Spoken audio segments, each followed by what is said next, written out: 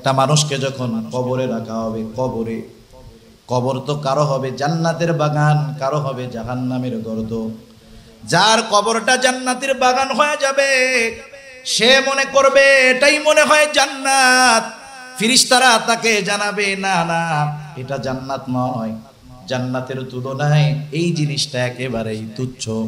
তোমার জন্য অনন্তকালের চূড়ান্ত বাসস্থান জান্নাতে তো তোমাকে দেওয়া হবে হাসরের পরে, বিচার দিবসের পরে।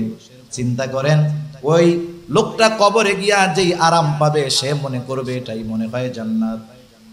আবার আরেক দল মানুষের কবর হবে জাহান্নামের গর্ত। সে ওই জাহান্নামের গর্ত, কবরের শাস্তি ভোগ করে মনে করবে এটাই মনে হয় জাহান্নাম, কারণ এর চাইতে কঠিন আর কঠোর কোনো শাস্তি হতে পারে না। তখন সে বলবে এটাই তো মনে হয় জাহান্নাম। ফেরেশতারা বলবে না, এটা জাহান্নাম নয়, বরং এটা জাহান্নামের তুলনায় একেবারে তুচ্ছ একটা শাস্তি। এক কথায় কবরে যখন থাকবে সে মনে করবে এর চাইতে কঠিন আযাব আর কোনো কিছুই হতে পারে না। এইবার যখন হাসরের ময়দানে সকলকে উঠানো হবে, সকলে যখন একত্রিত হবে, সবাইকে জমা করা হবে, বিচার কাজ শুরু হয় নাই, কিছুই হয় নাই, কাউকে জান্নাতেও দেওয়া হয় নাই, জাহান্নামেও দেওয়া হয় নাই, শুধুমাত্র উঠে একত্রিত হয়েছে। ওই মুহূর্তে প্রত্যেকটা মানুষ এতটা চিন্তিত থাকবে, মানুষেরা মনে করবে কবরের মধ্যে তারা মনে হয় জান্নাতি আরামে ছিল। হাসরের ময়দানে উইঠা কবর যাদের আযাব ছিল, কবর যাদের জাহান্নামের গর্ত ছিল, এরা কবরের আযাবের কথা ভুলে যাবে। কি বলবে তারা? আল্লাহ তাআলা যখন সবাইকে একত্রিত করবেন, একদল মানুষ বলবে ইয়া ওয়াইলানা মান বাআসানা মিন মারকাদিনা, হায় দুর্ভোগ, কে আমাদেরকে আমাদের ঘুম থেকে জাগায় দিল, মান বাআসানা, কে আমাদেরকে জাগ্রত করে তুললো। এইবার মুমিনরা অথবা ফেরেশতারা জবাবে বলবে হাদা মা ওয়াদার রহমান ওয়া সাদাকাল মুরসালুন, এটা হলো দয়াময়ের সেই প্রতিশ্রুত দিবস, যেই দিবসের ওয়াদা তিনি দিয়েছিলেন আর এই দিবসের সত্যায়ন রাসূলগণ দুনিয়াতে করেছিলেন। এটাই হলো সেই দিবস, সেটাই হলো ইয়াউমুল কিয়ামা, এটাই হলো একত্রিতকরণ দিবস, ইয়াউমুল হাসর। এইবার মানুষগুলা হাসরের ময়দানে উঠে কবরের আযাবের কথা ভুলে যাবে। ওই সময়ের মুসিবতটা এমন মনে হবে, মনে করবে কবরে মনে হয় আরামেই ছিলাম, কিন্তু এর পরের ধাপ যে আরো কঠোর তখন বুঝবে না। মানুষের মধ্যে কথাবার্তা হবে, আল্লাহ তাআলা বিচার কার্য কেন শুরু করেন না? হিসাব হোক, জান্নাতে যাই জাহান্নামে যাই সেটা পরের কথা, বিচার কার্য কেন আল্লাহ তাআলা শুরু করেন না? কেউ কি নাই আল্লাহ তাআলার কাছে গিয়ে একটু সুপারিশ করবে? এবার একদল মানুষ মানব কুলের পিতা আদম আলাইহিস সালাতু ওয়াস সালামের কাছে গিয়া বলবে, আপনি তো প্রথম মানুষ, আল্লাহ তাআলা আপনাকে বানিয়েছেন, আপনি সব মানুষের পিতা, আপনি একটু আল্লাহ তাআলার কাছে গিয়া সুপারিশ করেন যেন আল্লাহ তাআলা বিচার কার্য শুরু করে দেয়। আদম আলাইহিস সালাতু ওয়াস সালাম এই ব্যাপারে অক্ষমতা প্রকাশ করবেন, অপারগতা প্রকাশ করবেন। তিনি বলবেন যাও নূহ আলাইহিস সালামের কাছে যাও। নূহ আলাইহিস সালামের কাছে যাওয়া হবে। নূহ আলাইহিস সালাতু ওয়াস সালাম তিনিও অপারগতা প্রকাশ করবেন। ইব্রাহিম আলাইহিস সালামের কাছে যাওয়া হবে, অপারগতা প্রকাশ করবেন। মূসা আলাইহিস সালামের কাছে যাওয়া হবে, অপারগতা প্রকাশ করবে। ঈসা আলাইহিস সালামের কাছে যাওয়া হবে, তিনিও অপারগতা প্রকাশ করবেন। কিন্তু তিনি পথ বাতলায়া দিবেন, বলবেন শোনো, আজকে আল্লাহ তাআলার সামনে কথা বলার ক্ষমতা কেউ রাখে না, সাহস কেউ রাখে না। আজকে যিনি আল্লাহ তাআলার সামনে কথা বলতে পারবেন তিনি হলেন মুহাম্মাদুর রাসূলুল্লাহ। কোরআনুল কারীমের তাফসীর, এই কোরআনের তাফসীর যিনি লেখেন, এক ভলিউম হোক আর 100 ভলিউম হোক, এক খণ্ড হোক আর 100 খণ্ড হোক, প্রত্যেক মুফাসসির তাফসীর লেখার পরে বলেন এটা সংক্ষিপ্ত তাফসীর, কোরআনুল কারীমের সংক্ষিপ্ত তাফসীর। এই ধারাবাহিকতায় রাসূল আকরাম সাল্লাল্লাহু আলাইহি ওয়াসাল্লামের সিরাত, আল্লাহর রাসূলের জীবনী, অনেক ঐতিহাসিকগণ লিখেছেন, কেউ লিখছেন একেবারে অল্প কয়েক পৃষ্ঠার মধ্যে। যেমন আমাদের মাদ্রাসাগুলোতে একটা কিতাব পড়ানো হয়, কিতাবের নাম হলো সিরাতে খাতামুল আম্বিয়া, 70-80 পৃষ্ঠার কিতাব। পাঠক যদি একাগ্রতার সাথে ওই 70-80 পৃষ্ঠার কিতাবটা পড়ে, তার কাছে মনে হবে রাসূল সাল্লাল্লাহু আলাইহি ওয়াসাল্লামকে জানার জন্য এটাই যথেষ্ট। আবার অনেক সিরাতবিদগণ অনেক বড় বড় সিরাতের কিতাব লিখছেন, রাসূল সাল্লাল্লাহু আলাইহি ওয়াসাল্লামের জীবনী নিয়ে ব্যাপক লিখছেন। সিরাতে ইবনে হিশাম, কত বড় সিরাতের কিতাব। পড়ার পরে মনে হবে যে হ্যাঁ, এখানে মোটামুটি যথেষ্টভাবে নবীজি সাল্লাল্লাহু আলাইহি ওয়াসাল্লামের জীবনী লেখা আছে। যত আলোচক রাসূল সাল্লাল্লাহু আলাইহি ওয়াসাল্লামের জীবনী নিয়ে আলোচনা করেছেন, কোনো আলোচক এমন কথা বলেন নাই যে আমি আমার আলোচনার মধ্যে রাসূলুল্লাহ সাল্লাল্লাহু আলাইহি ওয়াসাল্লামের সিরাতকে পূর্ণাঙ্গভাবে আপনাদের খেদমতে পেশ করতে পেরেছি, এমনটা আজ পর্যন্ত কোনো আলোচক বলেন নাই। কিয়ামত পর্যন্ত বলার মতো লোক আসবেও না। যেহেতু রবিউল আউয়াল মাস, সাধারণত রাসূলুল্লাহ সাল্লাল্লাহু আলাইহি ওয়াসাল্লামের বিষয় নিয়েই আলোচনা হয়। কারণ রাসূল সাল্লাল্লাহু আলাইহি ওয়াসাল্লামের সাথে শুধু আমাদের আবেগ জড়িত বিষয়টা এমন নয়, বরং রাসূলুল্লাহ সাল্লাল্লাহু আলাইহি ওয়াসাল্লামের সাথে আমাদের এ দুনিয়ার সবচাইতে বড় সম্পদ ঈমান সম্পৃক্ত আছে, ঠিক কিনা বলেন? এজন্য রাসূল সাল্লাল্লাহু আলাইহি ওয়াসাল্লামের বিষয়টা আমাদের জন্য খুবই গুরুত্বপূর্ণ এক বিষয়। আল্লাহর রাসূল সাল্লাল্লাহু আলাইহি ওয়াসাল্লাম তো আমাদের জন্য নেয়ামত। আল্লাহর রাসূল সাল্লাল্লাহু আলাইহি ওয়াসাল্লাম আমাদের জন্য আল্লাহ তাআলার পক্ষ থেকে বিশেষ এক অনুগ্রহ। আল্লাহ তাআলা এই কোরআনুল কারীমের মধ্যে সে কথা বলেন যে নবী আমাদের জন্য আল্লাহ তাআলার পক্ষ থেকে অনুগ্রহ। আল্লাহ তাআলা বলেন, লাকাদ মান্নাল্লাহু আলাল মুমিনিনা ইয বাআসা ফীহিম রাসূলাম মিন আনফুসিহিম ইয়াতলু আলাইহিম আয়াতিহি ওয়া ইউযাক্কিহিম ওয়া ইউআল্লিমুকুমুল কিতাবা ওয়াল হিকমাহ ওয়া ইন কানু মিন ক্বাবলু লাফী যালালিম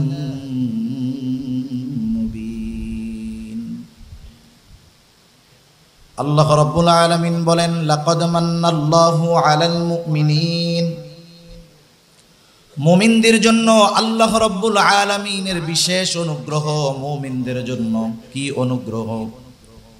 যে ইয বাআসা ফীহিম রাসূলাম মিন আনফুসিহিম, যে তিনি তাদের মধ্য থেকে তাদের জন্য একজন রাসূল পাঠিয়েছেন, রাসূল প্রেরণ করেছেন। এই আয়াতের মাধ্যমে জানা গেল যে রাসূলুল্লাহ সাল্লাল্লাহু আলাইহি ওয়াসাল্লাম মুমিনদের জন্য অনুগ্রহ।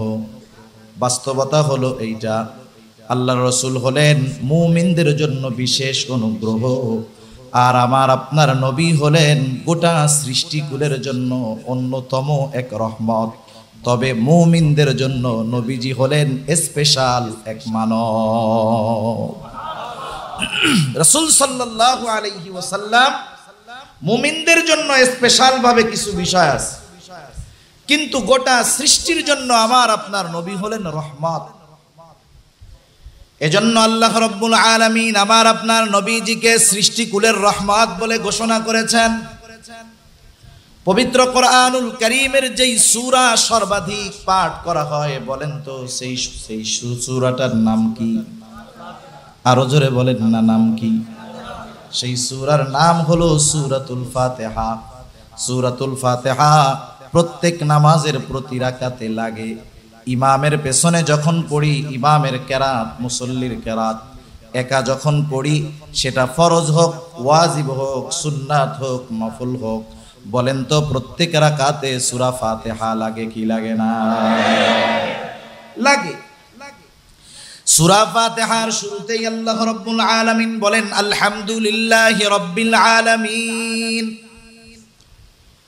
সকল প্রশংসা আল্লাহর জন্য। কে আল্লাহ? আল্লাহ তাআলা নিজেই আবার পরিচয় দেন, তিনি হলেন রব্বুল আলামিন, তিনি হলেন জগৎ সমূহের রব, জগৎ সমূহের প্রতিপালক। আল্লাহ রব্বুল আলামিন, আল্লাহ হলেন জগৎ সমূহের রব, জগৎ সমূহের প্রতিপালক। আলাম এক বচন, আলামিন শব্দটা বহু বচন, এর দ্বারা বোঝা যায় জগৎ একটা নয়, জগৎ একাধিক। আল্লাহ তাআলা নিজে হলেন রব্বুল আলামিন, সেই রব আমার আপনার নবীর ব্যাপারে ঘোষণা দিচ্ছে, ওয়ামা আরসালনাকা ইল্লা রাহমাতাল লিল আলামিন। আল্লাহ রাব্বুল আলামিন আমার আপনার নবীর ব্যাপারে বলতেছে, ওয়ামা আরসালনাকা ইল্লা রাহমাতাল লিল আলামিন, আমি আপনাকে জগৎ সমূহের জন্য রহমত হিসাবে প্রেরণ করেছি। সুবহানাল্লাহ। তাহলে আল্লাহ হলেন রব্বুল আলামিন, আর আমার আপনার নবীজি হলেন রহমাতুল লিল আলামিন। আল্লাহ তাআলা তার রুবুবিয়তের বিস্তৃতি যতদূর দিয়েছেন, আল্লাহ রাব্বুল আলামিন আমার আপনার নবীজির নবুয়াত, আমার আপনার নবীজির নবুয়াতির বিস্তৃতিকেও ততদূর পর্যন্ত দিয়েছেন। সুবহানাল্লাহ। এজন্য কবি কত সুন্দর কথা বলে, রবুবিয়ত खुदा की है जहाँ तक, नबुवती मुस्तफा की है वहाँ तक। আল্লাহ তাআলার রবুবিয়তের বিস্তার বিস্তৃতি যতদূর, আমার আপনার নবীজির নবুয়াতির বিস্তৃতি আল্লাহ তাআলা ততদূর দিয়ে দিয়েছেন। সুবহানাল্লাহ। আল্লাহ তাআলা যেহেতু আমার আপনার নবীজিকে সৃষ্টিকুলের জন্য রহমত হিসাবে প্রেরণ করেছেন, এই সুবিধাটা শুধু যে মুমিনরা পেয়েছে তা না, এই সুবিধাটা কাফেররাও গ্রহণ করছে। রাসূল আকরাম সাল্লাল্লাহু আলাইহি ওয়াসাল্লামের উপরে যখন কোরআনুল কারীম নাজিল হলো, আবু জেহেল, উতবা, সাইবা কাফেরের দল এটা মানতে রাজি নাই, বরং তারা দলে দলে মানুষকে কেমন করে কোরআনুল কারীম থেকে বিমুখ করা যায়, বাধা দেওয়া যায়, সেই অপচেষ্টায় তারা লিপ্ত থাকত। আবু জেহেল একদিন আল্লাহ তাআলার কাছে দোয়া করতেছে। অনেকে মনে করে আবু জেহেল এরা মনে হয় আল্লাহকে মানত না, বিষয়টা এমন নয়, বরং তাদের বিশ্বাস আল্লাহ তাআলার প্রতি এমন ছিল। বাস্তবতা হলো আমাদের মধ্যেও ওই রকম বিশ্বাস খুঁজে পাওয়া কষ্ট হয়ে যাবে। প্রশ্ন আসতে পারে কেমনে, এই কথা তো আমি বলি নাই, আল্লাহ তাআলা বলছে। কাফেররা আল্লাহ তাআলাকে কেমন বিশ্বাস করত? আল্লাহ রাব্বুল আলামিন কোরআনুল কারীমের মধ্যে বলেন, ওয়ালা ইন সাআলতাহুম মান খালাকাস সামাওয়াতি ওয়াল আরদা লায়াকুলুন্নাল্লাহ। আল্লাহ তাআলা বলেন, আপনি যদি তাদেরকে জিজ্ঞাসা করেন মান খালাকাস সামাওয়াতি ওয়াল আরদ, আসমান এবং জমিনের স্রষ্টাকে, আপনি যদি তাদেরকে জিজ্ঞাসা করেন তারা কি জবাব দিবে? তারা জবাব দেওয়ার আগে তাদের জবাবটা আল্লাহ তাআলা জানায় দিয়ে বলেন লা ইয়াকুলুন্নাল্লাহ। আল্লাহ তাআলা দুইটা তাকিদ যোগ করে বলতেছে যে আপনি যদি তাদের জিজ্ঞাসা করেন আসমান জমিনের স্রষ্টাকে, অবশ্যই অবশ্যই মক্কার মুশরিকেরা বলবে আসমান জমিনের স্রষ্টা হলেন আল্লাহ। তাদের বিশ্বাস যে আসমান জমিনের স্রষ্টা আল্লাহ, এই বিশ্বাসটা কত সুদৃঢ় যে তাদের এই বিশ্বাসের সাক্ষী স্বয়ং দিচ্ছেন কে? আল্লাহ দিচ্ছেন। আল্লাহ রাব্বুল আলামিন আরেক জায়গায় বলেন, ওয়ালা ইন সাআলতাহুম মান নাযালা মিনাস সামাই মাআন ফাআহইয়া বিহিল আরদা বা'দা মাউতিহা লা ইয়াকুলুন্নাল্লাহ। আপনি যদি তাদেরকে জিজ্ঞাসা করেন মান নাযালা মিনাস সামাই মাআ, কে আসমান হতে পানি বর্ষণ করে, বৃষ্টি বর্ষণ করে, শুধু তাই না, ওই বর্ষিত পানির দ্বারা মৃত জমিনকে কে পুনরায় পুনরুজ্জীবিত করে, অর্থাৎ চাষাবাদের অনুপযুক্ত শক্ত ঠনঠনা জমিনটাকে আসমান হতে পানি বর্ষণের দ্বারা কে ফসল উৎপাদনের যোগ্য করে তোলে। ওরা ওদের মূর্তি পূজা যাদের করে ওদের দেবদেবীদের নাম বলবে না, লাত মানাত উজ্জার নাম বলবে না, বরং তারা কি বলবে? আল্লাহ তাআলা বলেন লা ইয়াকুলুন্নাল্লাহ, অবশ্যই অবশ্যই তারা বলবে এগুলো করেন আল্লাহ।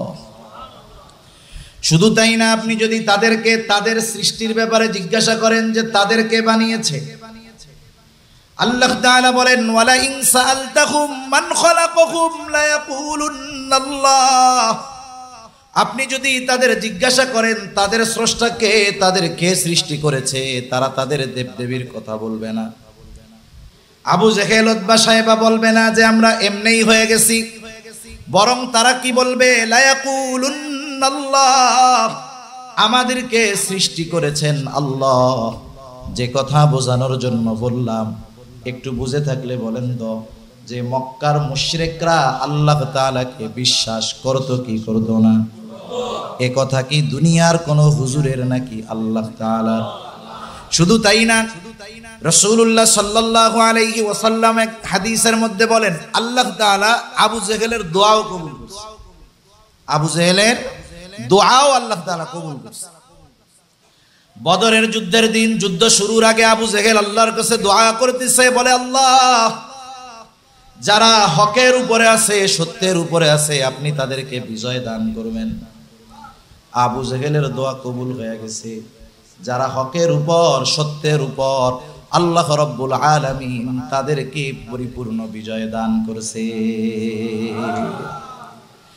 ওই আবু জেহেল আল্লাহ তাআলার কাছে দোয়া করতেছে, কি বলতেছে? বলে আল্লাহ, কোরআন যদি আপনি মুহাম্মাদের উপরে নাজিল করে থাকেন, তাইলে আমাদের উপরে পাথর বর্ষণ করেন। কত বড় গবেট মার্কা মানুষ দোয়া করতেছে যে আল্লাহ, আপনি যদি কোরআন নাজিল করেই থাকেন, তাইলে আপনি তো নাজিল করছেন, আমাদের উপরে তাইলে পাথর বর্ষণ করেন, তাইলে বুঝমু যে আপনি কোরআন নাজিল করছেন।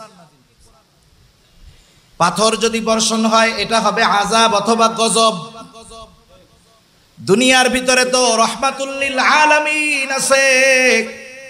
আবু জেহেল যখন রাসূলুল্লাহ সাল্লাল্লাহু আলাইহি ওয়াসাল্লামের কাছে সেই ফরিয়াদ জানাইলো, এই কথা জানাইলো, নবীজি আবু জেহেলের এই কথার জবাব দেওয়ার আগে আল্লাহ তাআলা এই জবাব জানায় দিলেন।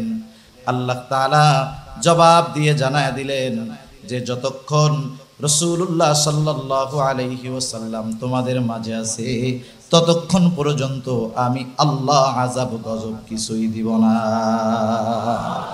ওয়ামা কানাল্লাহু লিয়ুআযিবাহুম ওয়া আনতা ফীহিম, আপনি যতক্ষণ তাদের মধ্যে আছেন আল্লাহ তাআলা ততক্ষণ আযাব দিবেন না, কারণ এখন দুনিয়ায় আছে রাহমাতুল লিল আলামিন। সুবহানাল্লাহ। এই সুযোগ সুবিধা দুনিয়ার সব কাফেররা গ্রহণ করছে। এই দৃষ্টিকোণ থেকে মুহাম্মাদুর রাসূলুল্লাহ সাল্লাল্লাহু আলাইহি ওয়াসাল্লাম দুনিয়ার সকল সৃষ্টির জন্য রহমত। সুবহানাল্লাহ।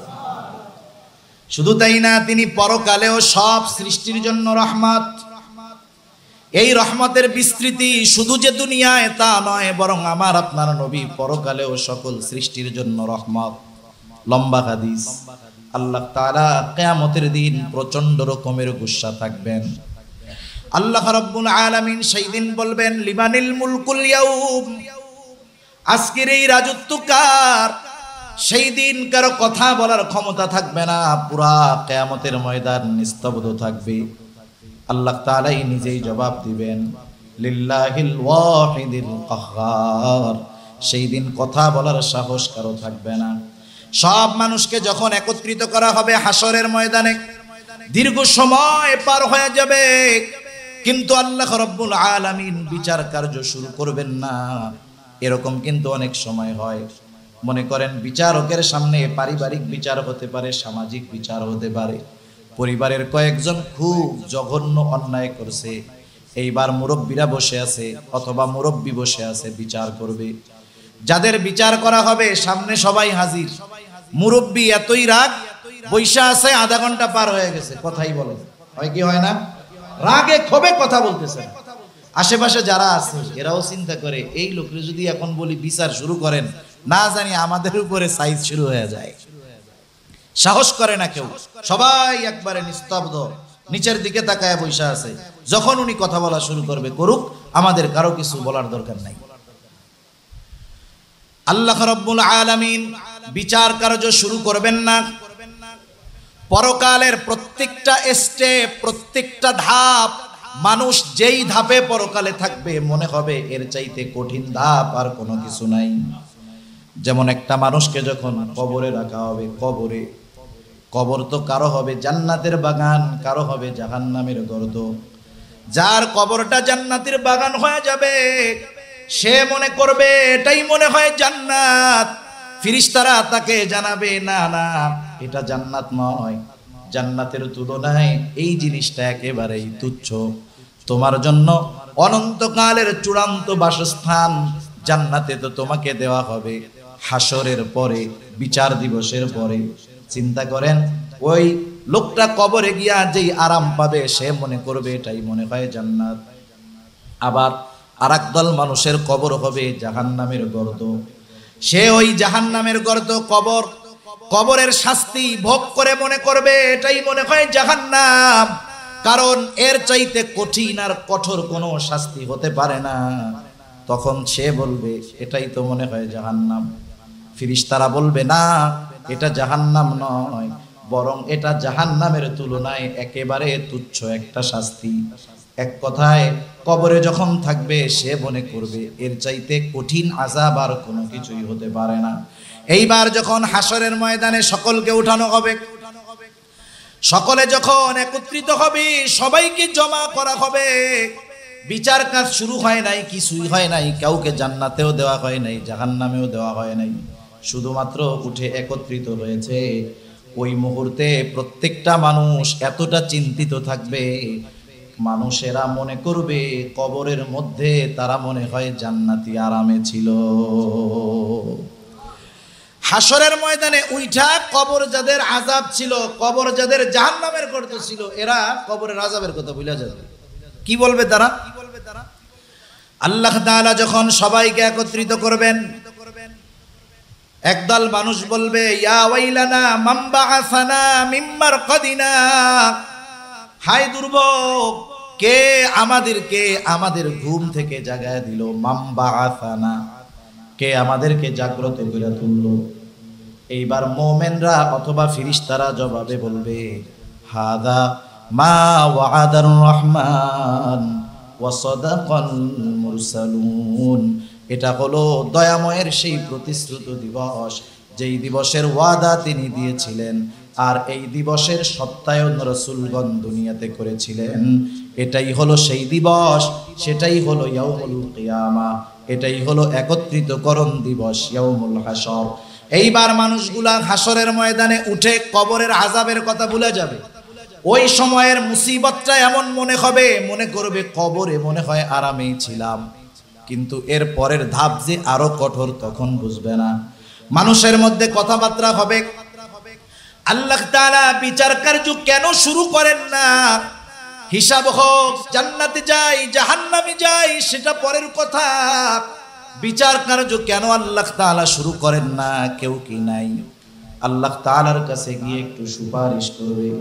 এবার একদল মানুষ মানব কুলের পিতা আদম আলাইহিস সালাতু ওয়াস সালামের কাছে গিয়া বলবে, আপনি তো প্রথম মানুষ, আল্লাহ তাআলা আপনাকে বানিয়েছেন, আপনি সব মানুষের পিতা, আপনি একটু আল্লাহ তাআলার কাছে গিয়া সুপারিশ করেন যেন আল্লাহ তাআলা বিচার কার্য শুরু করে দেয়। আদম আলাইহিস সালাতু ওয়াস সালাম এই ব্যাপারে অক্ষমতা প্রকাশ করবেন, অপারগতা প্রকাশ করবেন। তিনি বলবেন যাও নূহ আলাইহিস সালামের কাছে যাও। নূহ আলাইহিস সালামের কাছে যাওয়া হবে। নূহ আলাইহিস সালাতু ওয়াস সালাম তিনিও অপারগতা প্রকাশ করবেন। ইব্রাহিম আলাইহিস সালামের কাছে যাওয়া হবে, অপারগতা প্রকাশ করবেন। মূসা আলাইহিস সালামের কাছে যাওয়া হবে, অপারগতা প্রকাশ করবে। ঈসা আলাইহিস সালামের কাছে যাওয়া হবে, তিনিও অপারগতা প্রকাশ করবেন। কিন্তু তিনি পথ বাতলায়া দিবেন, বলবেন শোনো, আজকে আল্লাহ তাআলার সামনে কথা বলার ক্ষমতা কেউ রাখে না, সাহস কেউ রাখে না। আজকে যিনি আল্লাহ তাআলার সামনে কথা বলতে পারবেন তিনি হলেন মুহাম্মাদুর রাসূলুল্লাহ সাল্লাল্লাহু আলাইহি ওয়াসাল্লাম। তোমরা তার কাছে, নবীজির কাছে গিয়ে যখন বলা হবে রাসূলুল্লাহ সাল্লাল্লাহু আলাইহি ওয়াসাল্লাম সিজদায় পড়ে যাবেন, লম্বা সেজদা হবে। নবীজি বলেন ওই সেজদায় কতকাল কত সময় অতিবাহিত হবে আমি জানি না। সেজদার মধ্যে আল্লাহর রাসূল সাল্লাল্লাহু আলাইহি ওয়াসাল্লাম আল্লাহ তাআলার প্রশংসা করবেন। কি প্রশংসা করবে? আল্লাহ তাআলা আমার আপনার নবীজির অন্তরের মধ্যে কথাগুলো ঢাইলা দিবে। একটা সময় আল্লাহ তাআলা বলবেন, হাবিব আপনি মাথা উঠান, আপনি যা বলবেন আপনার সুপারিশ গ্রহণ করা হবে। নবীজি মাথা উঠাবেন, নবীজি আল্লাহ তাআলার কাছে বলবেন, আল্লাহ আপনি তো আজকের এই দিনের বিচারক, আপনি আপনার বিচার কার্য শুরু করে দেন। এই যে সুপারিশ, এটাকে বলা হয় শাফাআতে কুবরা, যার দ্বারা সৃষ্টির সব মানুষ এই সুপারিশের দ্বারা উপকৃত হবে। এজন্য আমার আপনার নবী শুধু দুনিয়ার সব সৃষ্টির জন্য রহমত, বিষয়টা এমন নয়, বরং মরার পরেও কিয়ামতের ময়দানেও আমার আপনার নবী পরকালে সকলের জন্য হবেন রহমত। সুবহানাল্লাহ। আল্লাহ তাআলা আমার আপনার নবীকে স্পেশাল ভাবে মুমিনদের জন্য রহমত হিসাবে পাঠিয়েছেন। সেজন্য এমন নবীর উম্মত আমরা হতে পেরেছি, আমরা খুশি না বেজার? রাসূল সাল্লাল্লাহু আলাইহি ওয়াসাল্লাম উম্মতের ব্যাপারে কতটা দরদি। আমরা তো নবীজিকে ভালোবাসার কথা বলি, রাসূল সাল্লাল্লাহু আলাইহি ওয়াসাল্লামকে ভালোবাসার কথা বলি, যতটুকু বলি ততটুকু মোহাব্বত নিজের মধ্যে হয়তো থাকে না। একটা মানুষের প্রতি আরেকটা মানুষের আন্তরিকতা, মোহাব্বত, ভালোবাসা বাড়ার কিছু কারণ আছে। কারণগুলোর মধ্যে অন্যতম একটা কারণ হলো, কেউ যদি আমার আপনার কোনো উপকার করে, কল্যাণ করে, বড় বিপদ থেকে আমাকে আপনাকে যদি বাঁচায়, বলেন তো কারো কি ওয়াজ করা লাগবে যে ভাই আপনাকে ওই লোকটা সেই দিন তো রোড অ্যাক্সিডেন্ট থেকে আল্লাহ তাআলার রহমতে ওনার মাধ্যমে আল্লাহ তাআলা আপনারে হেফাজত করছে, উনি আপনার এত উপকার করছে, তা আপনি একটু উনারে ভালো ভালোবাসেন, এ ওয়াজ কি করা লাগবে? লাগবে না। কারণ কি? কারণ ওই লোকের আমার প্রতি যেই অনুগ্রহ, আমার প্রতি তার যেই আচরণ, এটা অটোমেটিক আমার অন্তরে তার প্রতি ভালোবাসা জাগ্রত হবে। ঠিক কিনা বলেন? নবীজি সাল্লাল্লাহু আলাইহি ওয়াসাল্লামের প্রতি ভালোবাসা জাগ্রত হবে না কেন, থাকবে না কেন? কারণ নবীজি তো উম্মতের চিন্তায় বিভোর। নবীজি উম্মতকে কতটা ভালোবাসেন, কতটা মহব্বত করেন, হাদিসের আলোকে কয়েকটা হাদিস আপনাদের খেদমতে পেশ করলে বুঝতে সহজ হবে। আব্দুল্লাহ ইবনে আমর ইবনুল আস রাদিয়াল্লাহু তাআলা আনহু রাসূলুল্লাহ সাল্লাল্লাহু আলাইহি ওয়াসাল্লামের মজলিসে একদিন সবাই বসা। বর্ণনাকারী বলতেছে, আন্নান নবী সাল্লাল্লাহু আলাইহি ওয়াসাল্লাম তালা মা কাওলাল্লাহি ফি মা কাওলাল্লাহু আযজা ওয়া জাল্লা ফি ইব্রাহিম। রাসূলুল্লাহ সাল্লাল্লাহু আলাইহি ওয়াসাল্লাম কোরআন থেকে কিছু তিলাওয়াত করলেন, যেটা ইব্রাহিম আলাইহিস সালামের ব্যাপারে আল্লাহ তাআলা নাজিল করেছেন। আল্লাহ রাব্বুল আলামিন ইব্রাহিম আলাইহিস সালাতু ওয়াস সালামের ব্যাপারে নাজিল করেছেন কি? সেইটা প্রত্যেকটা নবী তার উম্মতকে ভালোবাসে। সেই উম্মত মুমিন হোক আর বেঈমান হোক, প্রত্যেকটা নবীর তার উম্মতের প্রতি দরদ মহব্বত আছে না নাই? বরং ক্ষেত্র বিশেষ অনেক সময় মুমিনের চাইতে কাফের গুলার উপরে দয়া হয় বেশি, মায়া লাগে বেশি। কারণটা কি? মনে করেন এক লোকের পাঁচটা ছেলে, চারটা ছেলে খুব ভালো, নামাজ কালাম পড়ে, সুন্দর মতো চলে, উচ্ছৃঙ্খল না, বিড়ি সিগারেট খায় না, আড্ডাবাজি করে না, খুব ভালো ছেলে। কিন্তু 5 নাম্বার ছেলে যেটা, এইটা একেবারে বাকি 4 জনের বিপরীত। উচ্ছৃঙ্খল, বদমেজাজি, নেশার সাথে জড়ায় গেছে, আড্ডাবাজি করে, এক কথায় খারাপ ছেলে। বলেন তো মা বাবার অন্তরে ওই 4 জনের চিন্তা বেশি না ওই খারাপটার চিন্তা বেশি? কারণ মা বাবা চিন্তা করে এই 4 জন তো ভালো, অসুবিধা নাই, কিন্তু আমার এই সন্তানটা যদি খারাপ থাকে, এর নিয়ে তো বড় চিন্তা, কখন কার মাথা ফাটায় দেয়, কার সাথে গ্যাঞ্জাম লাগায় দেয়। অনেক সময় নবীরা তো চিন্তা করে, যারা আমার উপরে ঈমান আনলো, আল্লাহর উপরে ঈমান আনলো, শয়তানের ধোকায় পড়ে যদি কিছু গুনাহ করে ঈমানের কারণে মাপ পাওয়া যাবে। কিন্তু যেই উম্মতেরা আমার উপরে ঈমান আনে নাই, আল্লাহর উপরে ঈমান আনে নাই, এদের তো কিয়ামতের ময়দানে বাঁচার কোনো উপায় নাই। এজন্য ইব্রাহিম আলাইহিস সালাতু ওয়াস সালাম উনার উম্মতের জন্য আল্লাহর কাছে দোয়া করতেছে। তিনি বলতেছেন, রব্বি ইন্নাহুন্না আযলালনা কাসীরাম মিনান নাস ফামান তাবিআনি ফাইন্নাহু মিন্নি ওয়া মান আসানি ফাইন্নাকা গফুরুর রহিম। ইব্রাহিম আলাইহিস সালাম বলতেছে, রব্বি ইন্নাহুন্না আযলালনা কাসীরাম মিনান নাস, ও আমার রব, প্রতিমাগুলো মূর্তিগুলা অধিকাংশ মানুষকে পথচ্যুত করে ফেলেছে, পথভ্রষ্ট করে ফেলেছে। ফামান তাবিআনি ফাইন্নাহু মিন্নি, যারা আমার আনুগত্য করেছে, আমার কথা মেনে মূর্তি পূজা বাদ দিয়া ঈমান আনছে, শিরিক ছেড়ে তাওহীদের দিকে আসছে, তারা তো ফাইন্নাহু মিন্নি, সে তো আমার অন্তর্ভুক্ত, সে তো আমার দলের লোক। কিন্তু যারা আমার কথা মানলো না, মূর্তি পূজা ছাড়লো না, ঈমান আনলো না, আমার কথা মানলো না, হায় আল্লাহ, তাদের ব্যাপারে কি হবে? ইব্রাহিম আলাইহিস সালাম কেমন যেন দোয়া করতেছে, আল্লাহ আপনি যদি চান তাদেরকেও তো মাফ করে দিতে পারেন। ওয়ামান আসানি ফাইন্নাকা গফুরুর রহিম, আর যারা আমার আনুগত্য করে নাই, আপনি তো গফুরুর রহিম, আপনি চাইলে তো তাদেরও মাফ করে দিতে পারে। ইব্রাহিম আলাইহিস সালাম উম্মতের মায়ায় আল্লাহ তাআলার কাছে এই দোয়া করছে। আল্লাহ তাআলা আমার আপনার নবীরে জানায়া দিয়েছেন। হযরত ঈসা আলাইহিস সালাতু ওয়াস সালাম উম্মতের জন্য দোয়া করছে, গুনাহগার উম্মতের জন্য। ইব্রাহিম আলাইহিস সালাম যেমন দোয়া করছে, ঈসা আলাইহিস সালাম দোয়া করছে। ঈসা আলাইহিস সালাম বলতেছে, ইন তুআযিবুহুম ফাইন্নাহুম ইবাদুক, হায় আল্লাহ, আপনি যদি তাদেরকে আযাব দেন, তারা তো আপনারই বান্দা। এরপরে কেমন যেন বলতেছে, আল্লাহ, আর আপনি যদি তাদেরকে ক্ষমা করে দেন, ওয়া ইন তাগফির লাহুম ফাইন্নাকা আনতাল আজিজুল হাকীম, আপনি তো মহাপ্রক্রমশালী, মহাপ্রজ্ঞাময়, আপনি চাইলে তো তাদেরকেও ক্ষমা করে দিতে পারেন। যখন এই দুইটা আয়াত নবীজি তিলাওয়াত করলেন, যেই আয়াত দ্বয়ের মধ্যে নবীরা তার উম্মত, গুনাহগার উম্মতের জন্য দোয়া করছে, এই দুইটা আয়াত তিলাওয়াত করার সাথে সাথে আমার আপনার নবীর অন্তরে তার গুনাহগার উম্মতের মহব্বতের ঢেউ আল্লাহ তাআলা উঠায়া দিয়েছে। এবার উনি কি করছেন? ফারাফা ইয়াদাই, নবীজি তার হাত দুইটা উঁচু করে ধরছে। এবার বলতেছে, আল্লাহুম্মা উম্মতি, আল্লাহুম্মা উম্মতি, হাত উঁচু করে আল্লাহ তাআলার কাছে ফরিয়াদ করতেছে, আল্লাহ আমার উম্মতের কি হবে, আমার উম্মতের কি হবে। ওয়াবাকা বলতেছে, আর চোখ দিয়ে অজর ধারায় পানি পড়তেছে। আল্লাহ তাআলার রহমতের দরিয়ায় ঢেউ উঠে গেছে।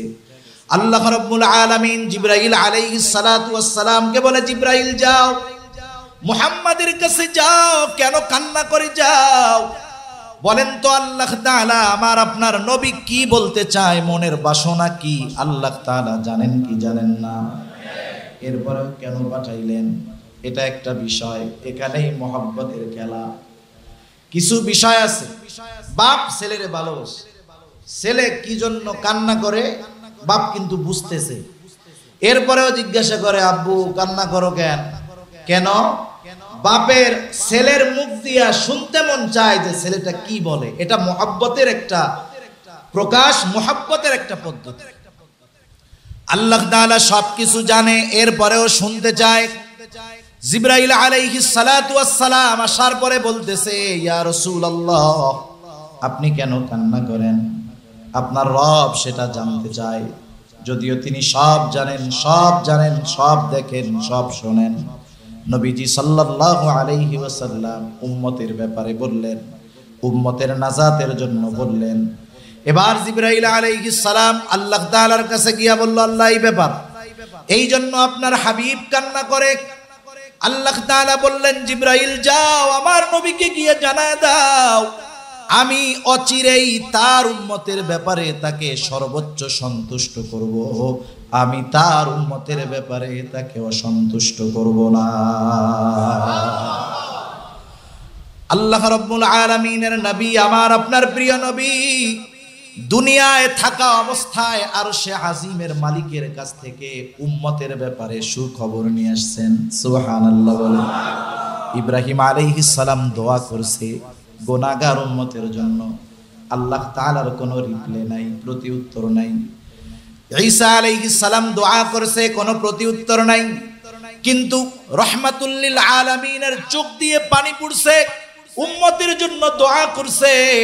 আল্লাহ তাআলা জমিনে থাকা অবস্থায় আমার আপনার নবীর কাছে তার উম্মতের ব্যাপারে আল্লাহ তাআলা সুখবর পাঠিয়ে দিয়েছে। কেমন নবী আমার আপনার নবী, যিনি উম্মতের চিন্তায় বিভোর। কেমন মায়া উম্মতের জন্য। রাসূল আকরাম সাল্লাল্লাহু আলাইহি ওয়াসাল্লাম উম্মতের জন্য সর্বোচ্চ কল্যাণকামী ছিলেন। এই জন্য গুরুত্বপূর্ণ বিষয়গুলোকে উম্মতের কল্যাণের জন্য সংরক্ষণ করতেন। নবীজি সাল্লাল্লাহু আলাইহি ওয়াসাল্লাম বলেন, প্রত্যেকটা নবীকে একটা এমন দোয়া কবুলের প্রতিশ্রুতি দেওয়া হয়েছে, যেই দোয়া আল্লাহ তাআলা সাথে সাথে কবুল করার ওয়াদা করেছেন। প্রত্যেক নবী উম্মতের জন্য সেই দোয়া করছে।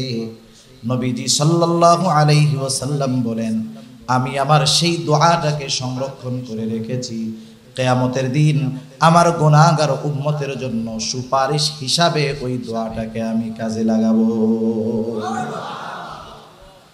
রাসূলুল্লাহ সাল্লাল্লাহু আলাইহি ওয়াসাল্লাম উম্মতের ব্যাপারে রহম দিল ছিলেন। ওনার উপরে ওনার উম্মত যতটা কঠোরতা অবলম্বন করুক না কেন, নবীজি কখনো প্রতিশোধ পরায়ণ ছিলেন না, প্রতিশোধ নিতেন না।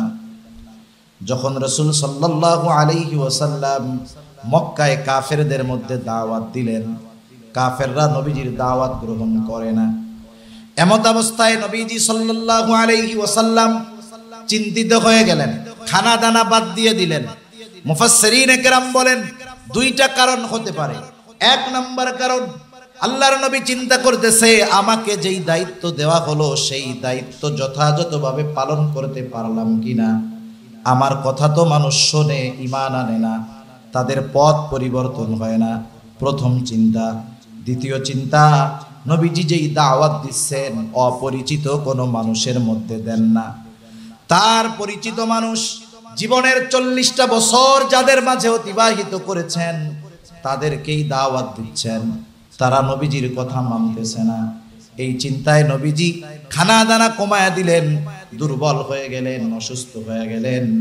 উম্মতের চিন্তায়, ঈমান না আনার চিন্তায় আল্লাহ তাআলা ওহী নাজিল করে জানায় দেন, লাআল্লাকা বাখিউন নাফসাকা আল্লা ইয়াকুনু মুমিনিন। আপনি তো নিজেকে নিজে মৃত্যু মুখে পতিত করে দিচ্ছেন, নিজেকে মৃত্যু মুখে ঠেলে দিচ্ছেন। তারা ঈমান না আনার কারণে, তারা আপনার কথা শুনে ঈমান আনে না, এই জন্য আপনি নিজেকে কেন নিজে মৃত্যুর মুখে ঠেলে দেন? একটু চিন্তা করে দেখেন, নবীজির কথায় উম্মত ঈমান আনতেছে না, উম্মতের চিন্তায় নবীজি চিন্তিত, নাওয়া খাওয়া বাদ দিয়া অসুস্থ হয়ে যাইতেছেন। এই মানুষগুলো যখন ঈমান আনে না, রাসূলুল্লাহ সাল্লাল্লাহু আলাইহি ওয়াসাল্লাম তায়েফে গেলেন। তায়েফে ওনার জীবনের শৈশবের কিছু সময় কাটছে। নবীজি ওখানে গিয়ে তায়েফবাসীর মধ্যে দ্বীনের দাওয়াত দিলেন। কাফেররা ওইখানে গিয়া নবীজির বিরুদ্ধে একদল লোককে লাগায়া দিল, বলল এটা হলো পাগল, এরে পাথর মারো। এইবার তায়েফের ওই দুষ্টু লোকেরা তাদের কথায় নবীজির গায়ে পাথর মারা শুরু করলো। পাথরের আঘাতে নবীজি সাল্লাল্লাহু আলাইহি ওয়াসাল্লাম রক্তাক্ত হয়ে গেলেন। নবীজির গা বেয়ে বেয়ে রক্ত পড়তো। হযরত যায়েদ রাদিয়াল্লাহু তাআলা আনহু নবীজিকে বেষ্টনী দিয়ে ধরতেন, যাতে করে ওই তাদের ছোড়া পাথর নবীজির গায়ে না লাগে। নবীজি পড়ে যাইতেন, আবার উঠতেন, আবার দাওয়াত দিতেন, আর কাফেররাও নবীজির গায়ে পাথর মারতে থাকতো। নবীজির গা দিয়ে এত পরিমাণ রক্ত পড়ছে, গায়ের রক্তগুলো যখন পায়ের মধ্যে গেছে, রক্ত শুকায়া পায়ে থাকা জুতাটা পায়ের সাথে লেগে গেছে শুকায়া, এত পরিমাণ রক্ত বের হয়েছে। নবীজির গা পাথরের আঘাতে ক্ষত বিক্ষত হয়ে গেছে। আয়েশা সিদ্দিকা রাদিয়াল্লাহু তাআলা আনহা একদিন নবীজির গা দেখা বলে, ইয়া রাসূলুল্লাহ, আপনার কি কখনো বসন্ত হয়েছিল নাকি? আপনার গায়ের মধ্যে এত দাগ কেন? কারণ যাদের বসন্ত বেশি হয় গায়ের মধ্যে গর্ত গর্ত হয়ে যায়, ওই দাগ আর কোনো সময় মিটে না। দেখছেন না এরকম? এরকম হয়, অনেক সময় হয়। আয়েশা সিদ্দিকা রাদিয়াল্লাহু তাআলা আনহার এই কথার জবাবে নবীজি সাল্লাল্লাহু আলাইহি ওয়াসাল্লাম বললেন, ও আয়েশা, আমার কখনো বসন্ত হয় নাই, আমার কখনো ফক্স হয় নাই, তাইলে কিসের দাগ? নবীজি বলেন, আমি যখন দ্বীনের দাওয়াত নিয়ে তায়েফে গেলাম, তায়েফবাসী না বুঝে আমার উপরে যেই পাথরের আঘাত করেছিল, আমার গায়ের মধ্যে তাদের নিক্ষিপ্ত সেই পাথরের আঘাতের দাগ। নবীজি সাল্লাল্লাহু আলাইহি ওয়াসাল্লাম বিকাল বেলায় প্রচন্ড ক্লান্ত হয়ে গেলেন। এক জায়গায় নবীজি বিশ্রাম নিচ্ছেন, শুয়ে আছেন। জিবরাইল আলাইহিস সালাতু ওয়াস সালাম হাজির। আয়েশা বলতেছে, ইয়া রাসূলুল্লাহ, এই কওম আপনার সাথে কেমন আচরণ করছে? আপনার মালিক, আপনার রব সব কিছু দেখছেন, সব কিছু শুনছেন। আজকে আমি নতুন একজনকে নিয়ে আসছি, যে আগে পরে কখনো আপনার কাছে আসে নাই। এইবার ওই ফেরেশতা এসে নবীজি সাল্লাল্লাহু আলাইহি ওয়াসাল্লামকে সালাম দিলেন, আসসালাতু ওয়াসসালামু আলাইকা ইয়া রাসূলুল্লাহ। সালাম দেওয়ার পরে বলতেছে, ইয়া রাসূলুল্লাহ, এই মানুষেরা আপনার সাথে কেমন আচরণ করছে আল্লাহ তাআলা জানেন। আপনার ইখতিয়ার, আপনার ইচ্ছা, আপনি যদি চান, আমাকে যদি আপনি নির্দেশ দেন, আমি দুটো পাহাড়কে এমন ভাবে মিশিয়ে দিব, দুটো পাহাড় মিশিয়ে আমি তায়েফবাসীকে পুরো পিষে দিব, কোনো অস্তিত্ব তাদের থাকবে না। একটু চিন্তা করে দেখেন তো, বর্তমান সময়ে আমরা কতটা প্রতিশোধ পরায়ণ। আমরা যদি একটু সুযোগ পাই, প্রতিশোধের নেশায় আমরা মেতে উঠি, ঠিক কিনা গণ? আমাদেরকে যদি কোনো দেওদানো বাইসা কইতো যে এক কাজ করেন, আপনার একটা ইচ্ছা আমি পূরণ করব, কি ইচ্ছা? এই জীবনে আপনার কার কার উপরে প্রতিশোধ নেওয়ার ইচ্ছা আছে, একটা লম্বা তালিকা দেন, একটা লিস্ট দেন, সবার প্রতিশোধ আমি আপনার পক্ষ থেকে নিয়ে দিব। আমার মনে হয় আমাদের প্রত্যেকের প্রতিশোধের তালিকা 15-20 হাত লম্বা হইতো, ঠিক কিনা বলেন? চিন্তা করতাম কোন দিন কে একটু গরম কথা কইছিল, কোন দিন কে আমার একটু গায়ে হাত তুলছিল, এই সব কিছুর তালিকা দিয়ে সাইজ করার জন্য আমরা রেডি থাকতাম। রাসূলুল্লাহ সাল্লাল্লাহু আলাইহি ওয়াসাল্লামের সাথে এমন আচরণের পরেও নবীজি সাল্লাল্লাহু আলাইহি ওয়াসাল্লাম কি করলেন? ফেরেশতা যখন এই কথা বলছে, নবীজি একটু আরাম করতেছিলেন, তিনি ওইটা বইসা গেলেন। কি বললেন নবী? ফেরেশতার এই কথার জবাবে নবীজি বললেন, বাল আরজু আইয়াখরুজাল্লাহু মিন আসলাবিহিম মান ইয়াবুদুল্লাহ ওয়াহদাহু ওয়ালা ইউশরিকু বিহি শাইআ। নবীজি বললেন, তুমি তো বলতেছো দুই পাহাড় দিয়ে তাদেরকে পিষে ফেলবো, আমি তো আল্লাহ তাআলার কাছে এই লোকগুলোর ব্যাপারে এই আশা পোষণ করি, আইয়াখরুজাল্লাহু মিন আসলাবিহিম, তাদের থেকে আল্লাহ তাআলা এমন এক প্রজন্ম বাহির করবে যারা এক আল্লাহর ইবাদত করবে, আল্লাহ তাআলার সাথে কোনো কিছুর শিরিক করবে না। রাসূল সাল্লাল্লাহু আলাইহি ওয়াসাল্লাম কষ্ট যারা দিয়েছে উম্মত, তাদের ব্যাপারেও বদদুয়া করেন নাই, বরং তাদের ব্যাপারেও নবীজি সাল্লাল্লাহু আলাইহি ওয়াসাল্লামের অন্তরের মধ্যে সর্বোচ্চ মায়া মহব্বত ছিল, ভালোবাসা ছিল। আমরা তো নবীজিকে দেখি নাই, নবীজি যখন দুনিয়ায় আমরা আসি নাই, অনাগত উম্মতের জন্য নবীজি পেরেশান ছিলেন, চিন্তিত ছিলেন। রাসূল সাল্লাল্লাহু আলাইহি ওয়াসাল্লাম একদিন সাহাবাদেরকে নিয়ে হাঁটতেছেন, পথ চলতেছেন, হঠাৎ করে নবীজি সাল্লাল্লাহু আলাইহি ওয়াসাল্লাম বলেন, আমার ভাইদেরকে দেখতে মন চায়। সাহাবায়ে কেরাম বলল, ইয়া রাসূলুল্লাহ, আমরা কি আপনার ভাই নই? নবীজি বললেন, তোমরা আমার সাহাবী, তাইলে আপনার ভাই কারা? নবীজি বললেন, আমার ভাই হলো তারা যারা আমার পরে আমাকে না দেখে আমার উপরে ঈমান আনবে। এরকম উপমা একটার পর একটা দিলে লম্বা সময় চলে যাবে। দুনিয়ার জমিনে রাসূল সাল্লাল্লাহু আলাইহি ওয়াসাল্লাম উম্মতের জন্য যেমন মায়া, পরকালেও নবীজি সাল্লাল্লাহু আলাইহি ওয়াসাল্লাম উম্মতের ব্যাপারে সর্বোচ্চ মায়া, সর্বোচ্চ দয়ার প্রদর্শন করবেন। নবীজি সাল্লাল্লাহু আলাইহি ওয়াসাল্লাম হাসরের দিন একবার চলে যাবেন হাউজে কাউসারের কাছে দেখার জন্য যে কোনো উম্মত হাউজে কাউসার থেকে পানি পানে মাহরুম হয়ে গেল কিনা। আর একবার দৌড়ে চলে যাবেন ফুলসিরাতের কাছে, না জানি কোনো উম্মত এটা পার হতে ব্যর্থ হয়ে যায় কিনা। আর একবার চলে যাবেন মিজানের কাছে, না জানি কোন উম্মত তারা আমলের হিসাব দিতে গিয়া ধরা পড়ে যায় কিনা। রাসূল সাল্লাল্লাহু আলাইহি ওয়াসাল্লাম হাসরের ময়দানে প্রেসান থাকবেন। সব নবীরা জান্নাত অভিমুখে রওনা দিয়ে দিবে, সবাই জান্নাতের দরজায় গিয়ে হাজির। জান্নাতের দরজা খোলা হয় নাই, জান্নাতের দরজা বন্ধ। জিজ্ঞাসা করা হবে খোলা হয় না কেন? বলে যিনি আসলে খোলা হবে তিনি তো এখনো আসেন নাই।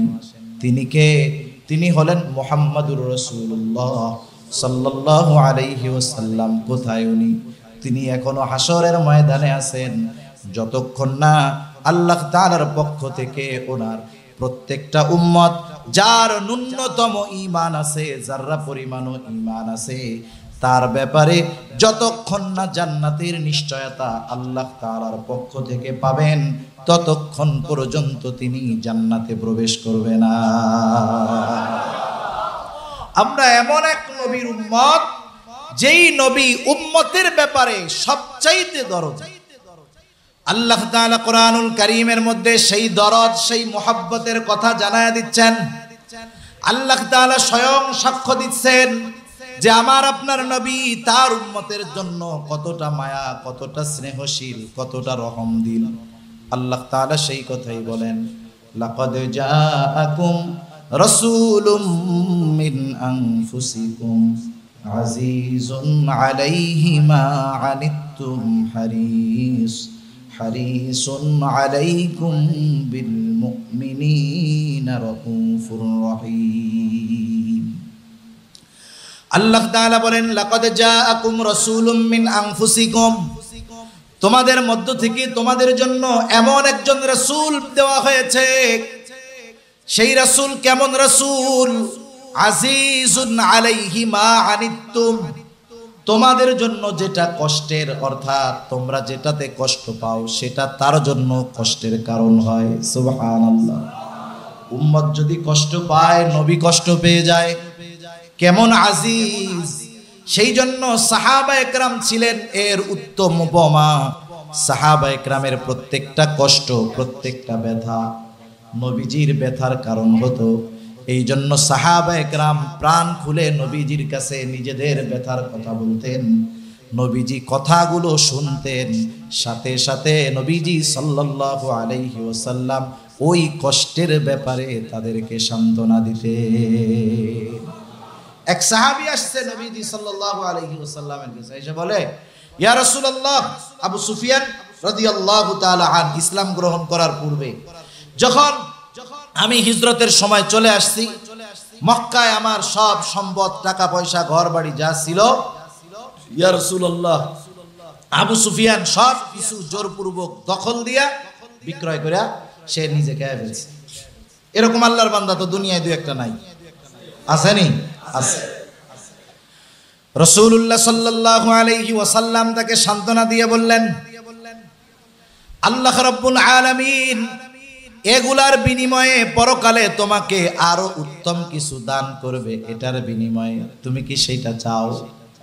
এবার সাহাবার মুখে হাসি চলে আসলো, বলে, ইয়া রাসূলুল্লাহ, আমি যদি আমার এই দুনিয়ার সম্পদের বিপরীতে বিনিময়ে আখিরাতে এর চাইতে উত্তমটা পাই, তাহলে এর চাইতে আর ভালো কি হতে পারে? নবীজি সমবেদনা জানাতেন, ব্যথিত হতেন, সাথে সাথে তাদের কষ্ট নিজে অনুভব করতেন। এজন্য নবীজিকে আল্লাহ তাআলা বলতেছেন, আজিজুন আলাইহি মা আনিতুম, তোমাদের জন্য যেটা কষ্টের সেটা তার জন্য পীড়াদায়ক, কষ্টদায়ক। হারিস, নবীজি হলেন উম্মতের কল্যাণকামী। উম্মতের কল্যাণকামী নবী নবীজি সাল্লাল্লাহু আলাইহি ওয়াসাল্লাম এই উপমা দিতে গিয়ে একটা হাদিস বলেন। নবীজি সাল্লাল্লাহু আলাইহি ওয়াসাল্লাম একটা উপমা দেন। একটা লোক বাতি জ্বালাইলো, বাতি, যারা গ্রামের মানুষ সহজে বুঝবেন। একটা সময় গ্রামে কোনো কারেন্ট ছিল না, লাইট টাইট ছিল না, তেলের বাতি জ্বালানো হইতো, হারিকেন জ্বালানো হইতো।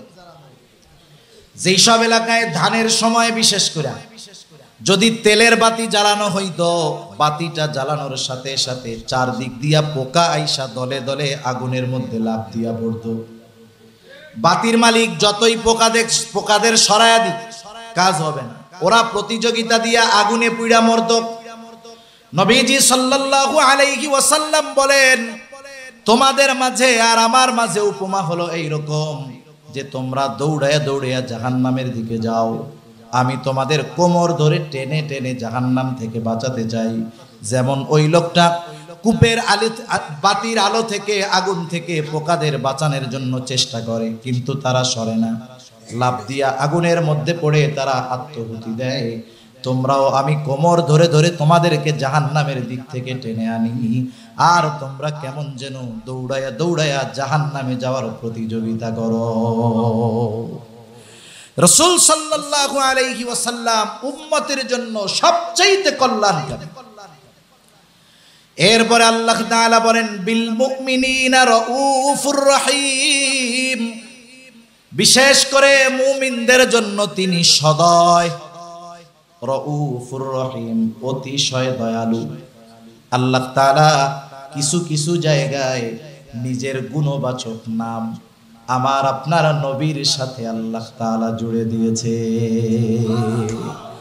নবীজির অন্তরে কেমন দয়া মায়া উম্মতের জন্য। আল্লাহ তাআলা নিজে বলতেছে যে বিল মুমিনিনা রাউফুর রহিম। সুবহানাল্লাহ।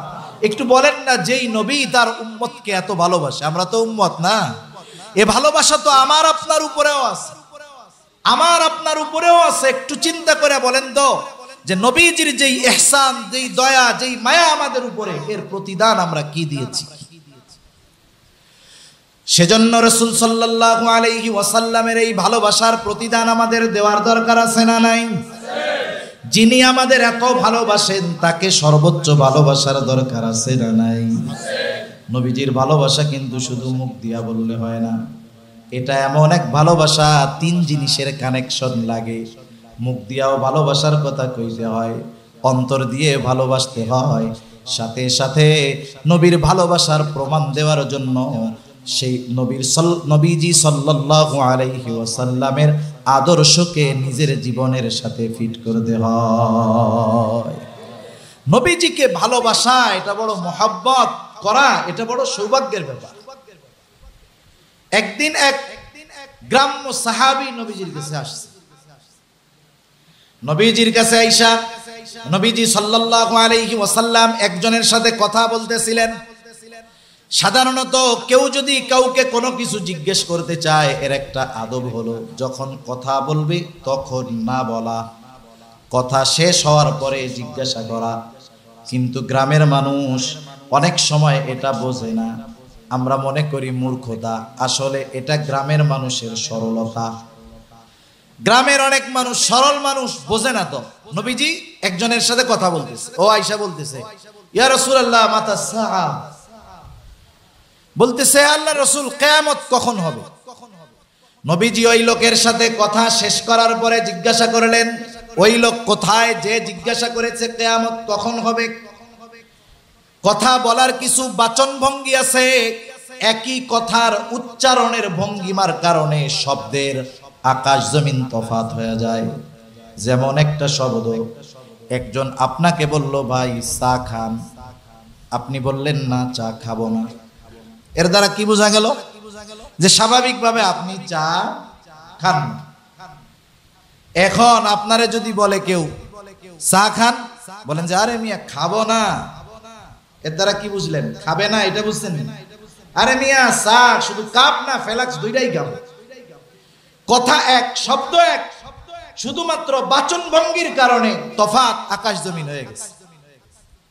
লোকটার ভাব এইরকম, সে জানি গাচ্ছি গুচ্ছি রেডি কইরা কিয়ামতের জন্য অপেক্ষা করতেছে। যেমন মাঝে মধ্যে যখন আমরা স্টেশনে বসে থাকি গাড়ির জন্য, বাসের জন্য, ট্রেনের জন্য, 10টা টাইম দিছে, 10:15 বাজে গেছে, এখনো ট্রেন আসে না, যায় স্টেশন মাস্টারের কাছে জিজ্ঞাসা করে, আরে ভাই ট্রেন কখন আসবে? কেন জিজ্ঞাসা করে? সে ওই ট্রেনে ওঠার জন্য প্রস্তুতি নিয়ে বৈশা আছে, অপেক্ষা করতেছে, এই জন্য জিজ্ঞাসা করে ট্রেন কখন আসবে। তা ওই সাহাবীর প্রশ্নের ভাবে, গ্রাম্য সাহাবীর প্রশ্নের ভাবে মনে হচ্ছে ও কিয়ামতের জন্য গাঠি গুটি নিয়ে বসে আছে। নবীজি সাল্লাল্লাহু আলাইহি ওয়াসাল্লাম তার এই প্রশ্নের বাচন ভঙ্গিটা এরকম ছিল। নবীজি তাকে জিজ্ঞাসা করতেছে, তুমি কিয়ামতের জন্য অপেক্ষা করতেছো, কিন্তু কিয়ামতের জন্য তুমি কি সংগ্রহ করেছো, কি পাথেয় নিয়েছো? লোকটা সহজ সরল জবাব দিল, আমি আল্লাহ এবং তার রাসূলকে ভালোবাসি। সুবহানাল্লাহ। আমাদের কথার মধ্যে কৃত্রিমতা আছে, আর্টিফিশিয়াল আছে, লৌকিকতা আছে। দেখা যাবে অন্তরে যেটা নাই, মুখ দিয়া সুন্দরভাবে বলতেছি, কিন্তু রাসূলুল্লাহ সাল্লাল্লাহু আলাইহি ওয়াসাল্লাম উম্মতের রূহানি ডাক্তার ছিলেন। তিনি এই লোকটার কথার জবাবে বুঝতে পারলেন এই লোকটার মধ্যে কোনো লৌকিকতা নাই, তার জবাবটা একেবারে অন্তর থেকে আসছে। নবীজি তার কথার জবাবে বললেন, শোনো, যে যাকে মহব্বত করে তার সাথেই সে অবস্থান করবে। লোকটা এবার সোজা হাঁটা শুরু করছে, চলে গেছে।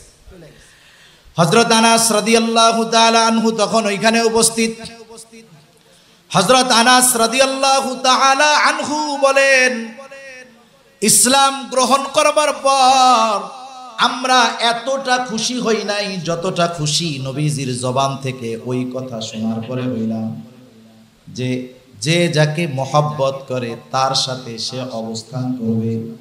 এ কথা শোনার পর আমরা এতটা খুশি হয়েছিলাম যে ইসলাম গ্রহণ করার পরে আমরা কখনো এতটা খুশি হই না। সেজন্য আমরাও নবীজির সাথে থাকতে চাই কি চাই না? কারা চাই একটু হাত উঁচা করি। নারায়ে তাকবীর, নারায়ে তাকবীর। নবীজির সাথে থাকার সুযোগ আছে অনেক, অনেক ধরনের আমল কইরা নবীজির সাথে থাকা যায়।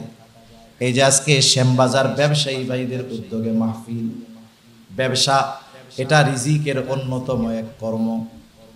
রিজিকের 10 ভাগের 9 ভাগ ব্যবসার মাধ্যমে আসে। রিজিকের 10 ভাগের 9 ভাগই আসে এই ব্যবসার মাধ্যমে। ব্যবসায়ী ভাইদের এই আয়োজন, ব্যবসা এটা অনেক পুত পবিত্র এক জিনিস। এজন্য রাসূলুল্লাহ সাল্লাল্লাহু আলাইহি ওয়াসাল্লাম ব্যবসায়ীদেরকে আমানতদার হইতে বলছে, মানে ভেজাল কুজাল করা যাবে না। 3 নাম্বারটা 1 নাম্বার বলে বেচা যাবে না, কম দামের এটা বেশি দামে বেচা যাবে না। অনেক সম্পদ আছে, কৃত্রিম ভাবে বাজারে সংকট সৃষ্টি করা যাবে না। কৃত্রিম ভাবে বাজারে সংকট সৃষ্টি কইরা 20 টাকার পেঁয়াজ 200 টাকা বানানো যাবে না। কৃত্রিম ভাবে চাউল ধান স্টক করে সাধারণ মানুষের পেটে লাথি মারা যাবে না। বুঝতে হবে ব্যবসা এটা আমানত, নবীজির সাথে থাকার অন্যতম মাধ্যম। এই ব্যবসা কইরা দুনিয়াও কামাই হবে, নবীজির সাথেও থাকা যাবে। সুবহানাল্লাহ। সেজন্য রাসূলুল্লাহ সাল্লাল্লাহু আলাইহি ওয়াসাল্লাম বলেন, আত-তাজিরুস সাদুকুল আমিন মা'আন নাবিয়্যিন সিদ্দীকিনা ওয়াশ শুহাদাই ওয়াস সালিহিন। নবীজি সাল্লাল্লাহু আলাইহি ওয়াসাল্লাম বলেন, সত্যবাদী আমানত এই জামানায়ও সিদ্দিক হওয়া যায়। কেমনে?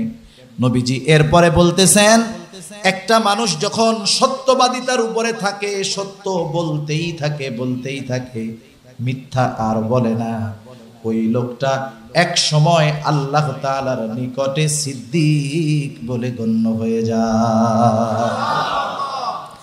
নবীজি মিথ্যা থেকে বাঁচতে বলছে, ইন্নাল কিযবা ইয়াহদি ইলাল ফুজুর ওয়া ইন্নাল ফুজুরা ইয়াহদি ইলান নার। নবীজি বলেন, মিথ্যা মানুষকে অকল্যাণের পথ দেখায়, পাপের পথ দেখায়, পাপ মানুষকে জান্নাত জাহান্নামের পথে নিয়ে যায়। শুধু তাই না, মিথ্যাবাদী মানুষকে দুনিয়ায় কেউ বিশ্বাস করে না। ঠিক কিনা বলেন?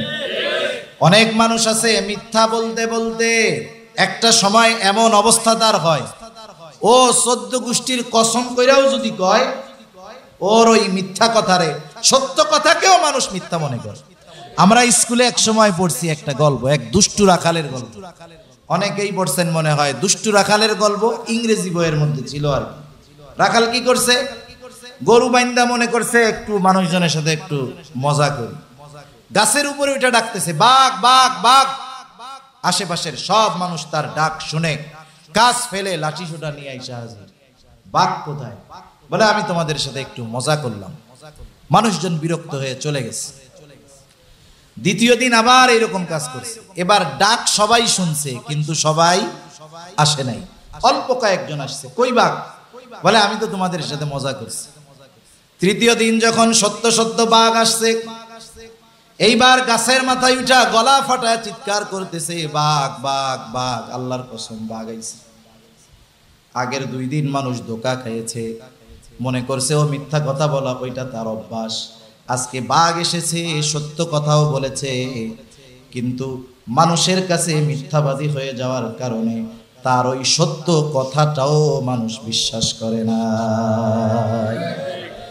সেজন্য যারা মিথ্যায় অভ্যস্ত, এরা এক সময় সত্য কথা বললেও কেউ বিশ্বাস করে না। সেজন্য নবীজি বলেন, মিথ্যা মানুষকে পাপের পথ দেখায়, পাপ মানুষকে জাহান্নামের দিকে নিয়ে যায়। আর একটা মানুষ যখন বারবার মিথ্যা বলতেই থাকে বলতেই থাকে বলতেই থাকে, নবীজি বলেন ওই লোকটা একটা সময় আল্লাহ তাআলার কাছে কাযযাব তথা মিথ্যাবাদী বলে গণ্য হয়ে যায়। সেজন্য সত্যবাদিতা এটা একটা বড় সম্পদ। আপনি ব্যবসার ক্ষেত্রে যদি সত্যের উপরে থাকেন, হয়তো লাভ একটু কম হবে, কিন্তু ওর মধ্যে আল্লাহ তাআলা বরকত দিবে। ঠিক কিনা বলেন? হ্যাঁ রে, আপনি যে বরকত পাবেন সত্যের উপরে থাইকা, এর জন্য হয়তো আল্লাহ তাআলা একটু পরীক্ষা নিতে পারে, একটু লস হইতে পারে, কিন্তু সময় সাপেক্ষে সত্যের উপরে যদি থাকা হয়, একটা সময় দেখা যাবে আল্লাহ রাব্বুল আলামিন বরকতের খাজানা তার জন্য খুলে দিয়েছে। ঠিক কিনা কোন? সেজন্য ব্যবসায়ী ভাই যারা আছেন, সত্যবাদিতার উপরে থাকবেন। জিরা 3 নম্বরটা 1 নম্বর বইলা বিক্রি করবেন না, যেটা যা তাই বলে বিক্রি করেন। আপনি সত্যবাদিতার সাথে চলেন, দেখবেন আমরা পণ্য বিক্রয় করার সময় পণ্যের দোষ ত্রুটি বলার আগে এটার সুনাম বেশি কই। কিন্তু কোন ব্যবসায়ী যদি পণ্য বিক্রয়ের সময় আগে তার পণ্যের দোষটার কথা আগে বলে যে ভাই প্রোডাক্টটা তো সব ঠিক আছে, এটা একটা সমস্যা আছে, এই সমস্যাটা কোনো ব্যাপার না, আপনি যদি আশ্বস্ত হন, নিতে চান, আপনি নিতে পারেন, দেখবেন এই ব্যক্তির প্রতি ওই ক্রেতার আস্থা জন্মাবে, বিশ্বাস জন্মাবে। ও আরো 10 জনকে গিয়া বলবে, বাজারের অমুক দোকানদার জানোস, ইচ্ছা করলে পণ্যের ওই ত্রুটিটা সে ঢাইকা রাখতে পারত, কিন্তু সেটা করে নাই, বরং সে ত্রুটির কথা আমাদেরকে জানায়া দিছে। লোকটা মনে হয় ভালো, তার কাছে গেলে 1 নম্বর জিনিস পাওয়া যাবে। ইমাম আযম আবু হানিফা রাহমাতুল্লাহি আলাইহি ব্যবসায়ী ছিলেন। কি ছিলেন? ব্যবসায়ী ছিলেন। ইমাম আযম আবু হানিফা রাহমাতুল্লাহি আলাইহি বড় কাপড়ের ব্যবসায়ী ছিলেন। কিছু কাপড়ের মধ্যে ত্রুটি ধরা পড়ছে, ওই ত্রুটি সাধারণ ক্রেতা যে সে সেটা বুঝতে পারবে না, ধরতেও পারবে না। আমরা যখন বাজারে এসা এক রকমের 5 কোম্পানির মাল দেখায়, সবগুলোরই 1 নম্বর মনে হয়, কিন্তু যিনি দোকানদার উনি দেইখা দইরা বুঝেন যে এটা 1 নম্বর, এটা 5 নম্বর। আর আমরা যদি বাছাই করি 5 নম্বরটারে 1 নম্বর মনে হয়, কারণ সে যোগ্যতা আমাদের নাই। ইমাম আবু হানিফা রাহমাতুল্লাহি আলাইহি ওই কাপড় গুড়ালে আলাদা করে রাখছেন।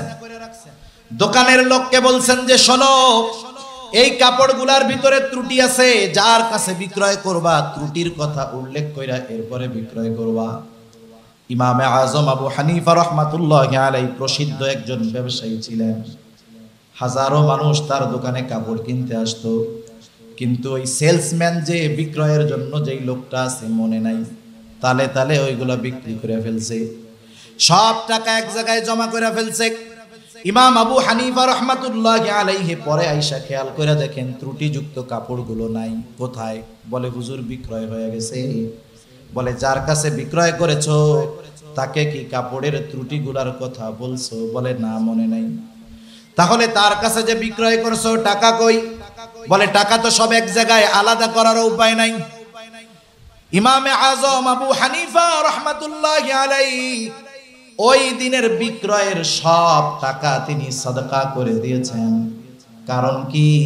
একটা লোকের কাছে ত্রুটিযুক্ত মাল গেছে, তার অজান্তে, ক্রেতার অজান্তে। ইমামে আজম আবু হানিফা রাহমাতুল্লাহি আলাইহি শুধুমাত্র এই কারণে ওই দিনের বিক্রয়ের সব টাকা তিনি সাদকা করে দিয়েছে। একটু চিন্তা করে দেখেন যে আমাদের দেশের পরিস্থিতি কি। আলহামদুলিল্লাহ আপনারা তো ভালো মানুষ, কিন্তু গোটা দেশের সব জায়গায় সিন্ডিকেট আর সিন্ডিকেট, ঠিক কিনা কোন? কিয়ামতের দিন কি হবে? রাসূলুল্লাহ সাল্লাল্লাহু আলাইহি ওয়াসাল্লাম যারা কৃত্রিম ভাবে সংকট সৃষ্টি করে, কিয়ামতের দিন তাদের কঠিন শাস্তির ঘোষণা আল্লাহ রাসূল সাল্লাল্লাহু আলাইহি ওয়াসাল্লামের পক্ষ থেকে আসছে। সেজন্য ব্যবসার ক্ষেত্রে সত্যবাদিতা এটা বড় এক সম্পদ। 2 নাম্বার, নবীজি বলেন আমানতদারিতা, সাদুকাল আমিন। আমানতদারিতা, আমানত এটা হলো মুমিনের ভূষণ। আমানতদারিতা এটা শুধু যে আমলের সাথে সম্পৃক্ত বিষয়, বিষয়টা কিন্তু এমন না।